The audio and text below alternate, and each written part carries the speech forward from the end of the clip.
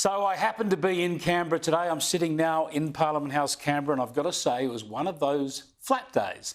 I even had opposition MPs tell me after question time that they found it pretty boring. Still, opposition leader Peter Dutton was away attending a funeral, so when you take the leader of the opposition out of the equation, it always takes some of the sting out of a day in Canberra. So I thought I'd show you a bit of what the Coalition did not do in question time, because it tells an important story about a major issue. The opposition started off under the acting leader with a bit of a swing at the Prime Minister. My question is to the Prime Minister. The Prime Minister has been a member of this House for almost 30 years and now lives a privileged life in the Lodge and Kirribilli House. Well, yeah, the PM gets to live in the Lodge, etc., sure. And the question focused on the pharmacy and prescriptions issue, and that was one issue the Coalition wanted to pursue. Prime Minister, how will the people of Montville and rural and regional towns across the country obtain access to cheaper medicines when there are no community pharmacies left in the bush to dispense them? Then there was more grist for the mill. There was a general question about cost of living issues. Consumer confidence is tanking and economic growth is half the OECD average. The result is Australians are working harder for less. Will the Prime Minister admit that under a Labor, Australians are worse off? And the opposition even asked a couple of questions related to Indigenous affairs. My question, Speaker, will the government negotiate a treaty in this term of... But there was something big missing, an elephant in the room that had suddenly gone quiet. There was not a single mention of what some people, including in the opposition, have been telling us was the big scandal of the week. Indeed, if it was true, it would be the scandal of the year.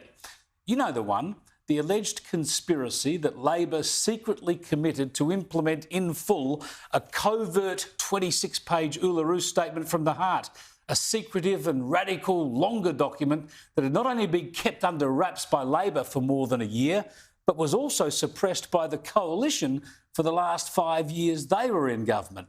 I mean, if this story were true, or even remotely plausible, it would have been front and centre on every media organisation in the country and would have dominated Question Time today. Believe me, I've run Question Time strategy in government and opposition, state and federal. You do not step back from a winning attack. If the Coalition believed their conspiracy theory, they would have tried to force the government onto the defensive today. The opposition would be pursuing every little angle. But they did not mention it. Not a word. They dropped it.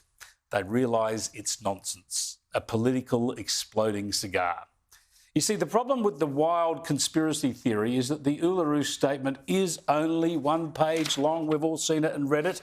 Everyone involved in the issue and pretty much every school student in the country knows this.